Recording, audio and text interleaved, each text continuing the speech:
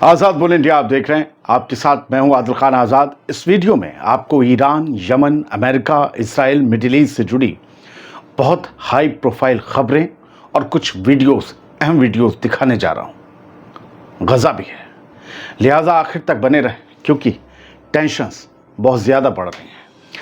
पहली खबर यह है कि अमेरिका ने एक बड़ा मिलिट्री मूव स्टार्ट कर दिया है और इस बार टारगेट है मिडिल ईस्ट।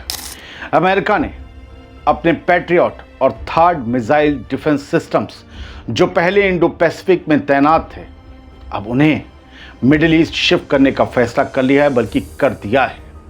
ये इस बात की निशानी है कि मिडिल ईस्ट में कुछ बड़ा होने वाला है और अमेरिका का असली निशाना है ईरान। जी, ईरान में कुछ बड़ा एक्शन हो सकता है और होने वाला है, फर्क होता है। ये एक शुबा है, कुछ हो सकता है। रिपोर्ट देखेंगे तो आपको क्लियर होता चला जाएगा और ये उसी एक्शन का रिएक्शन ना हो, उससे निपटने का इंतज़ाम है जो ये एक्स्ट्रा डिफेंस सिस्टम्स या एयर डिफेंस सिस्टम्स लगाए गए हैं। अब आपके जहन में एक सवाल होगा कि आखिर ये एयर डिफेंस सिस्टम्स कहाँ डिप्लॉय किए जा रहे हैं, तो इसका जवाब मैं दूंगा, लेकिन उससे पहले ये जानना भी तो ज़रूरी है कि ये सिस्टम्स हटाए कहाँ से गए हैं। तो इसका जवाब है साउथ कोरिया।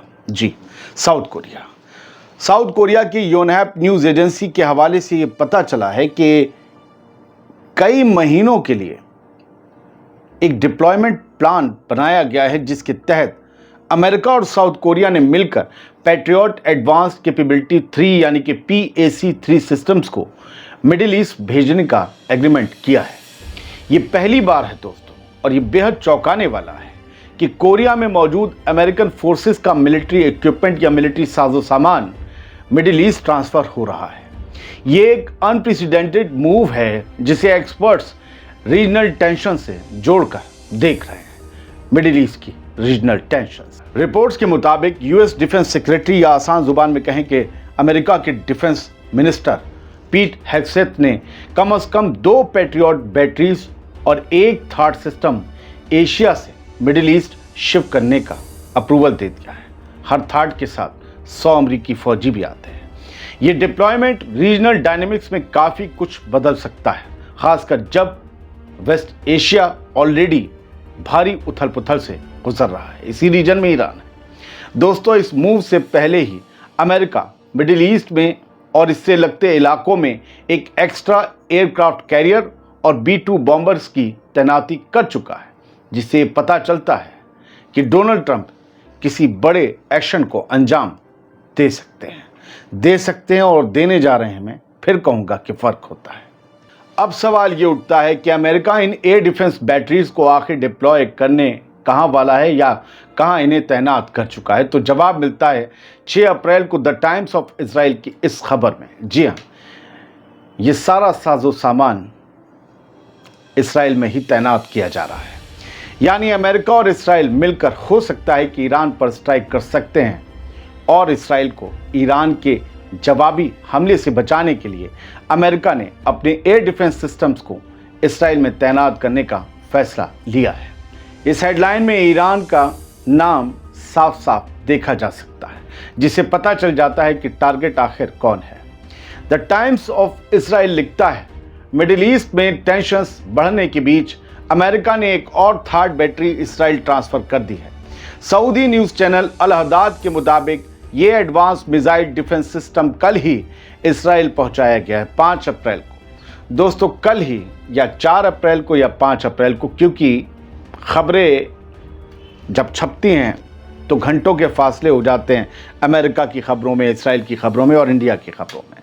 दोस्तों, कल ही एक American C-5M super Galaxy aircraft Israel के नेवेटिम एयरबेस पर उतरा था, जो यूएस एयरफोर्स का सबसे बड़ा ट्रांसपोर्ट प्लेन है। रिपोर्ट के मुताबिक प्लेन तकरीबन 8 घंटे तक इस एयरबेस पर रहा, यानी कुछ भारी भरकम उतर रहा था और फिर वापस उड़ गया 8 घंटे बाद। माना यह जा रहा है कि उसी के जरिए थर्ड सिस्टम्स इसराइल भेजा गया है। थर्ड यानी कि terminal high altitude area defence system एक ultra advanced anti missile technology है जो ईरान बैक्ड हूथीज के मिसाइल अटैक्स को इंटरसेप्ट कर चुकी है, खासकर हाल ही के हफ्तों में यमन से होने वाले हमलों के दौरान।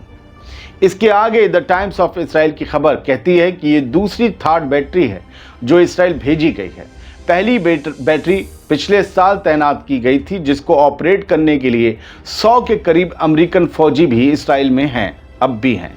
यह सिस्टम पैट्रियट से ज़्यादा वाइड एरिया को डिफेंड कर सकता है। 150 से लेकर 200 किलोमीटर तक की रेंज में आने वाले टारगेट्स को हिट करने की कैपेबिलिटी कुव्वत इसमें है। इस डिप्लॉयमेंट के पीछे ईरान का न्यूक्लियर प्रोग्राम भी एक बड़ी वजह है।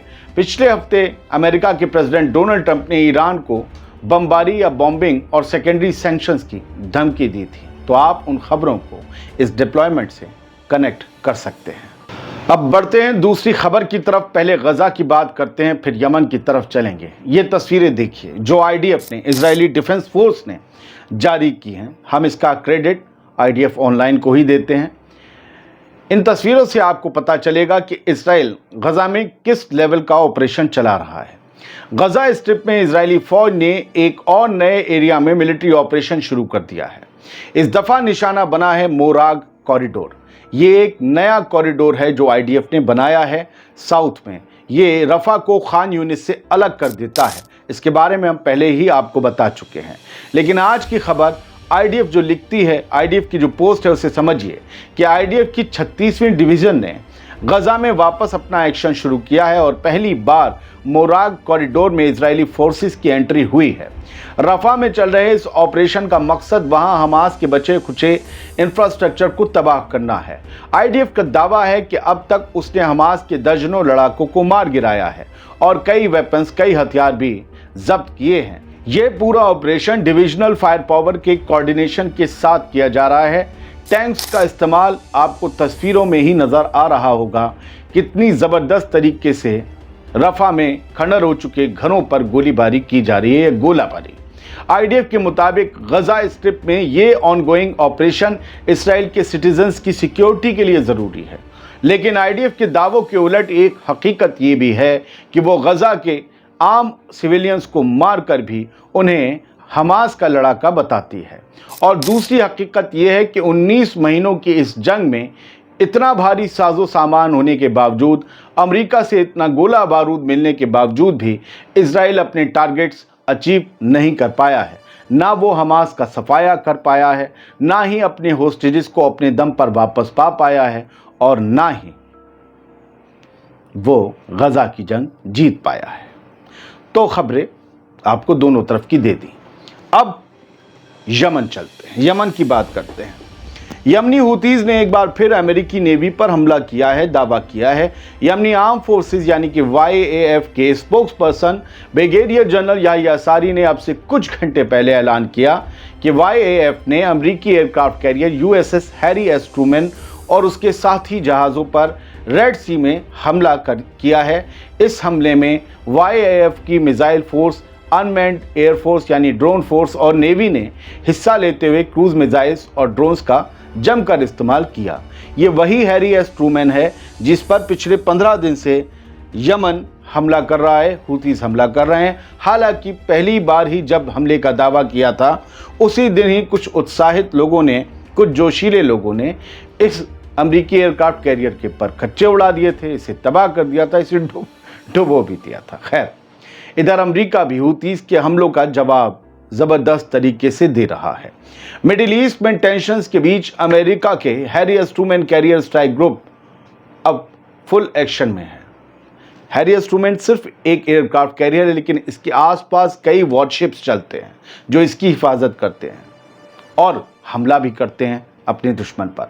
अमेरिकन आर्मी की सेंट्रल कमांड ने 6 अप्रैल को ये 2 वीडियोस जारी करके एक मैसेज लिखा, एक पोस्ट लिखी, जिसके मुताबिक Harry S Trueman strike group के सर्विस मेंबर्स 24 घंटे 24/7 कॉन्टिन्यूस ऑपरेशंस में मसरूफ हैं और उनका निशाना है ईरान का अलाय यमन के हुतीज़ यानी ईरान बैक्ड हुतीज़। ये ऑपरेशंस रेड सी और गल्फ ऑफ एडन के आसपास हो रहे हैं, जहां से हुती ग्रुप्स ने इंटरनेशनल शिपिंग लेन्स पर कई बार हमले किए हैं।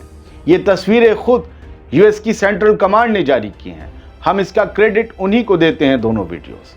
अमेरिका का कहना है कि ये मिलिट्री प्रेजेंस एक स्ट्रॉन्ग डिटरेंट है ताकि रीजन में स्टेबिलिटी बरकरार रखी जा सके। अब हम याहिया सारी के दावे पर वापस चलते हैं, जिसमें ये कहा गया है कि इस बार के हमले में हूथीस ने अमेरिका के एक सप्लाई शिप को भी निशाना बनाया है और ये दावा याहिया सारी की तरफ से किया गया है। कहा गया ये सप्लाई शिप जो अमेरिकी नेवी के लिए ज़रूरत और जंग का सामान लेकर जा रहा था, हमारा टारगेट बन गया। YAF का कहना है कि ये हमला अमेरिकी फोर्सेस के यमन पर हालिया हमलों का जवाब था। इससे पहले भी YAF ने USS हैरी एस ट्रूमैन को निशाना बनाया है, कई बार बनाया है। अमेरिकी नेवी ने इन दावों पर अब तक कोई रस्मी जवाब नहीं दिया है। बहुत बहुत शुक्रिया। सलामत रहिए, खुश रहिए।